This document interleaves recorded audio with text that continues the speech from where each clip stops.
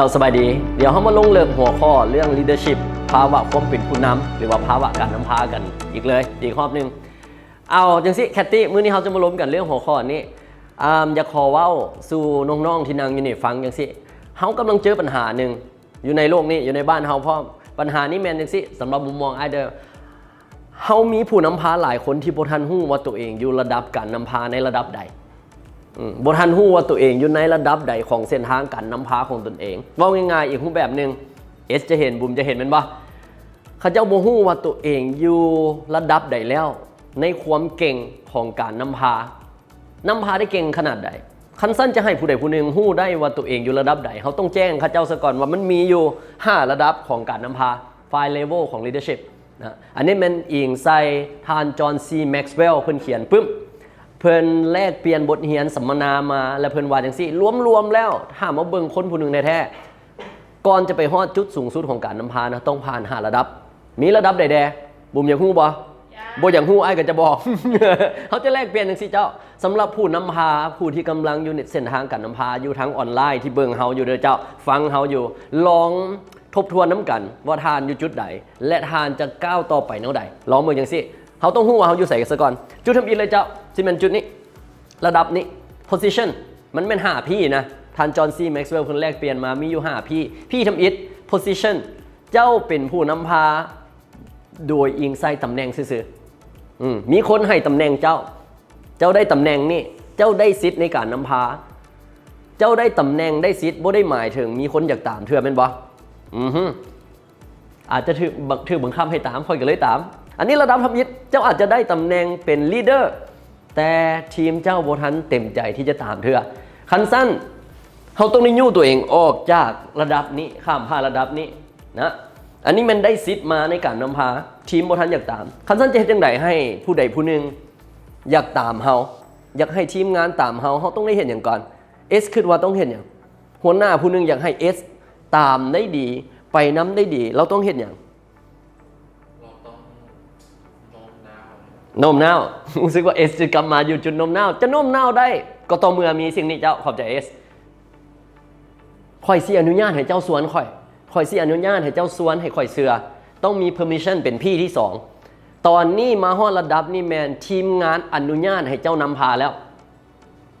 โน้มน้าวข่อยก็สิฟังแต่ตอนทำอิฐเด้เซิร์นโน้มรถ เซิร์นน้าวรถข่อยบ่ไปนำแม่นบ่ตอนนี้แมนเจ้าสร้างสายพัวพันกับทีมงานแล้วเข้าใจทีมหลายขึ้นฮู้ว่ามักหยังบ่มักหยังจุดแข็งจุดอ่อนทีมงานก็เลยว่าหัวหน้าผู้นี้ใส่ใจเฮาแท้มีสายพัวพันเกิดขึ้นมีความหักแพงเกิดขึ้นก็เลยว่าอ้ายเอื้อยเฮาอนุญาตให้เจ้านำพาเฮาแล้วทานอยู่จุดใดเนาะลองถามตัวเองเด้อระดับ2ยังบ่พอยังบ่สุดๆยังมีพี่ที่3ท่านจอห์นซีแม็กซ์เวลล์เพิ่นว่าจังซี่ซี่ที่3เป็นจังซี่ production แม่นเจ้าสร้างผลงานนะแคทตี้หัวหน้าผู้นี้สร้างผลงานได้ดีแล้วขึ้นมาระดับ3คนอื่นตามทีมงานตามย้อนผลงานที่เจ้าสร้างทีมงานจะว่าว้าวเรามาอยู่ปีหนึ่งทำอิฐได้ตำแหน่งซื่อๆต่อมาในปีนี้นี่เราสร้างสายพัวพันสามัคคีหักแพงกับเฮาโอ้เฮ็ดได้ดีอนุญาตหัวหน้าและหัวหน้าต่อมาเบิ่งผลงานเราปีหนึ่งแม่บ่ธรรมดาทีมก็เลยว่าโอเคสนะเจ้านี่แหละคือผู้นำตัวจริงโอเคเจ้ามีผลงานค่อยสิตามเด้อย้อนผลงานของเจ้ายังบ่พออีกยังบ่สุดๆจะมีระดับที่4ที่ผู้นำพาผู้หนึ่งต้องได้ยู่ตัวเองมาระดับนี้ว่าระดับ people development พัฒนาทีมพัฒนาคนเจ้าจะสร้างผลงานด้วยตัวเองปานใดก็ย่าแม่นบ่คนเดียวเฮ็ดบ่ได้ทุกอย่างแม่นบ่คนเดียวมากผลบ่ยิ่งใหญ่พอก็เลยว่าต้องมีระดับ4สิให้ทีมผู้นี้อีก2ปีเราจะต้องเก่งและมาแทนข่อยได้สิให้ผู้นี้ถนัดในเรื่องนี้เราพัฒนาคนทีมก็เลยว่าว้าวอยู่กับอ้ายนี่กับเอ้ยนี่2ปี3ปีเบิ่งแม่เฮาก้าวหน้าขนาดใดเฮาได้เงินเดือนเพิ่มขนาดใดเฮาได้รับผิดชอบเวียกที่เก่งขึ้นขนาดใดเฮาได้เรียนรู้อย่างแน่เจ้าสร้างคนให้เก่ง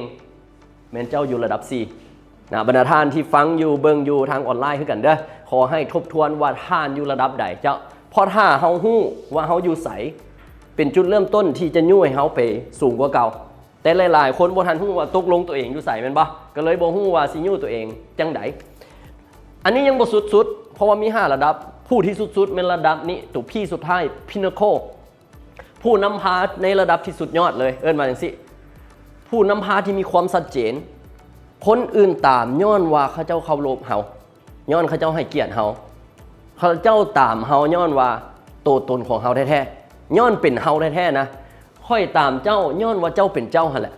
ย้อนว่าเจ้านำเสนออย่างเป็นตัวแทนอย่างผู้นี้เรานำเสนอความถูกต้องผู้นี้เราจริงใจแท้ๆก็เลยมีคนอยากตามคันมาฮอดระดับ5ได้จะเป็นระดับที่บ่ต้องได้บีบบังคับบ่ต้องได้ใส่มาตรการอย่างให้คนอื่นมาตามนะคนอื่นหักสิตามมานะคนอื่นหักสิตามไปย้อนว่าเจ้าพัฒนาตัวเองและเป็นผู้นำพาระดับสุดยอดแล้วแม่นพินิโคเขาเลยอยากฝากคำถามลงท้ายน้ำกันจังสิทุกท่านนะคำถามลงท้ายง่ายๆผู้นำพาทุกคนควรจะตั้งคำถามให้ตัวเองมีความชัดเจนว่า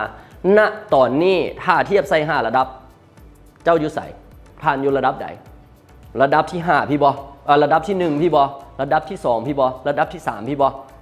เมื่อฮู้ว่าทานอยู่ระดับใดซะก่อนแล้วอย่าขอให้ถามตัวเองคำถามที่2เฮ็ดแนวใดจะยู่ให้ทานสามารถเป็นนักนำพาในระดับสูงสุดได้พินิโคได้คนอื่นให้เกียรติเคารพเฮาย้อนเฮาเป็นเฮาและเขาเจ้าอยากตามเจ้าอยากฝากทุกท่านไว้จังสิ